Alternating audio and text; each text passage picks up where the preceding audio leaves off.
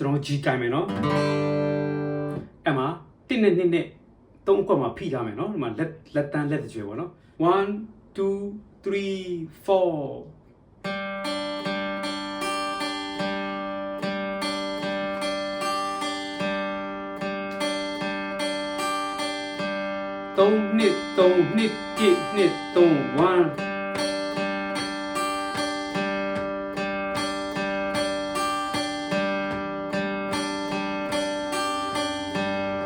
သုံးပါးခွဲတိတိအဲ့လိုမျိုးတီးရပါမယ်ကျွန်တော်တို့မှာเนาะအပေါ်မှာ G ကိုင်မယ်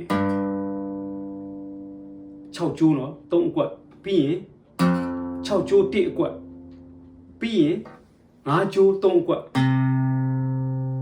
ပြီးရင်5ကျိုး1အကွက်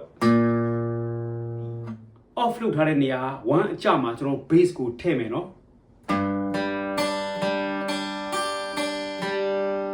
အမှတပါးတိပဲเนาะ1 2 3 4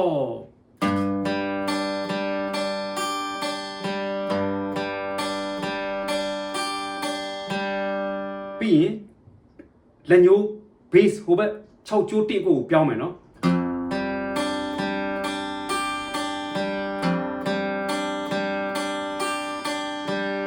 ပြီးရင်5ကျိုး3ကွက်နော်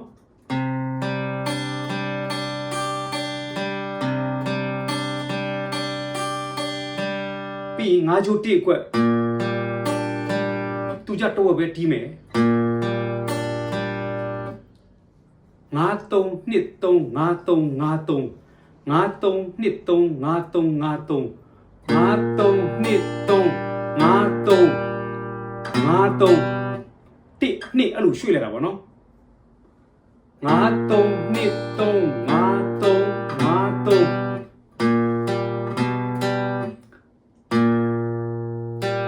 ဒီမှာနော်5 1အကွက်ရယ်3က open တန်ပြီးရင်5 2အကွက်အဲ့လိုပြောင်းတော့တာပေါ့နော်အဓိကအဲ့ခဏကဒါက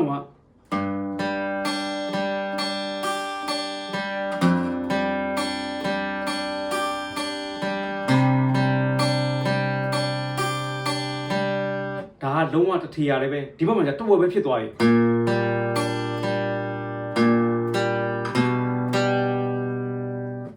ဒီဇင်ဘာတချင်းရဲ့ main ကသူ့အသက်သွေးကြောအဲ့ဒါပါပဲဒီ plugin မှာပဲเนาะ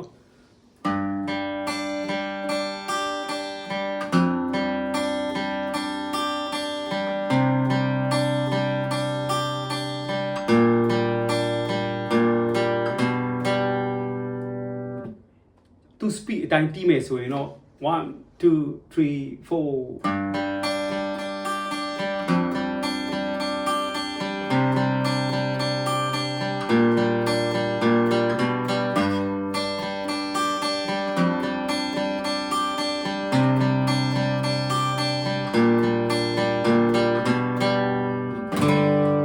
ပဲတောက်လျှောက်ဆူနေတာပေါ့နော်သူ့ရတန်လေးကတကယ်ကိုစီးချက်ညီညီကိုတီးတာပါအရန်နားထောင်လို့ကောင်းတယ်တေချာနားထောင်ကြည့်ရင်လေဒွမ်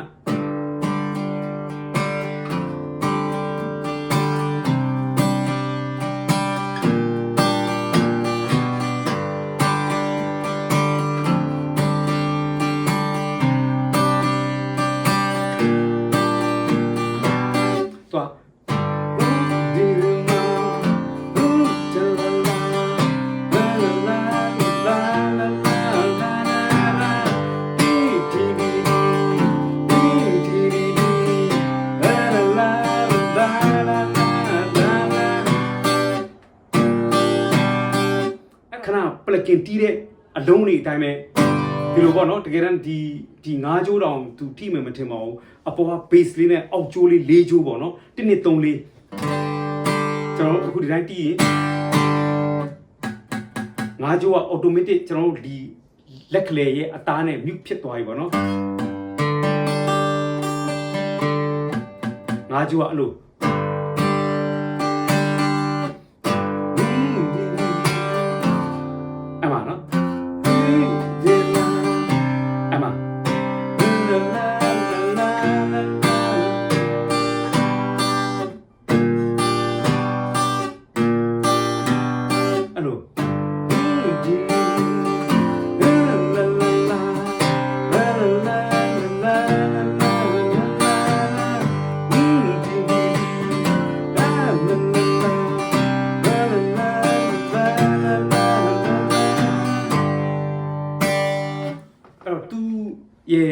solo လေးမှာဒီ mute လေးပေါ့နော်ဒါကိုလက်တွေနဲ့ပဲစိုင်သွားပါပြီဒီခဏဒီကော့လေးတွေအတိုင်းပဲ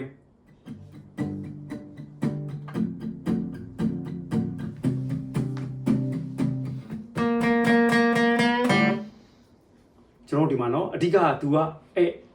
mute 3ကော့ပေါ့နော်ဒီ G ဒါလည်း G ပါပဲ bass က F ပြောင်းသွားဒါ C sus2 ပေါ့နော်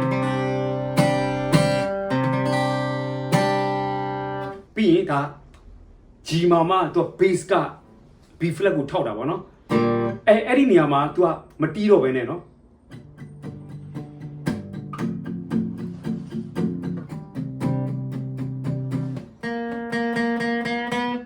ဒီ3ချိုးမှာပေါ့နော်ဒီ B flat 3ချိုး B flat နေရာမှာ3ချိုးလှုပ်လိုက်ပါတော့ဖြည်းဖြည်းချင်းတီအဲ့လိုသွားတာပါနော်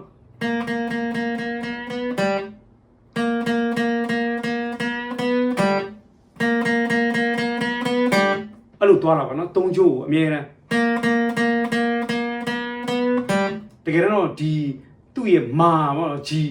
G ရဲ့မာကနေပြီးတော့မီကိုသွားတာပါပဲဒီတကွက်သေးကိုပဲဒါပေမဲ့တကွက်သေးကိုပထမတပီးနှစ်ပီးမှာတိတ်မတိတာလေးပေါ့နော်တတိယပီးနဲ့ fourth ပီးမှာကျတော့အဲ့ဒီဘက်ကိုရောက်သွားတာပေါ့နော်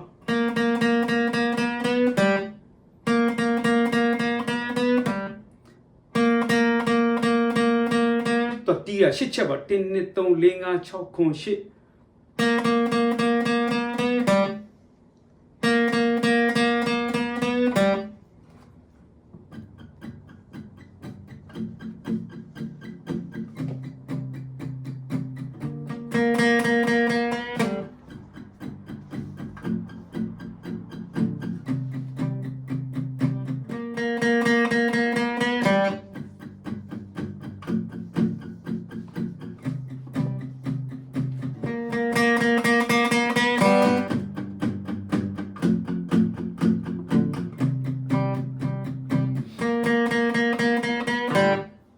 အဲ့လိုမျိုးလေးပေါ့နော်3ချိုးလေးကိုဖြည်းဖြည်းချင်းတီကိုလွတ်ပလိုက်တာပေါ့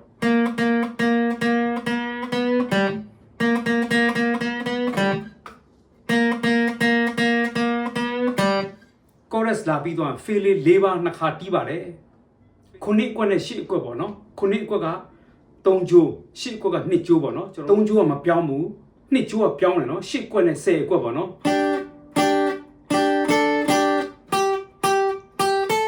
ဒီပါနော်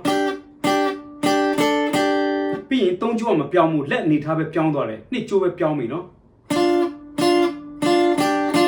3ချိုးကဒီမှာပဲကြံခဲ့တာနော်ဒီကျွန်တော်လက်ပြောင်းသွားတယ်ပေါ့နော်တော့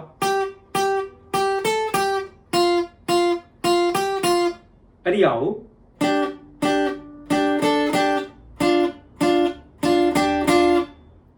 ပြီးရင်2ချိုးနဲ့3ချိုး5အခွက်ပေါ့နော်ဒီမှာ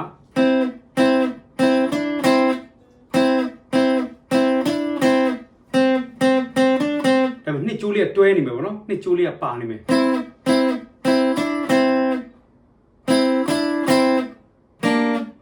ဒီမှာ3ခွက်မှာပဲ2နဲ့3နဲ့ပဲ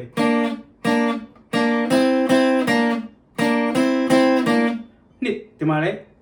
2ချိုးနဲ့3ချိုးက3ခွက်ဒီမှာဒီ2ချိုးနဲ့3ချိုး5ခွက်ပေါ့နော်အဲ့လိုသွားမှာပေါ့နော်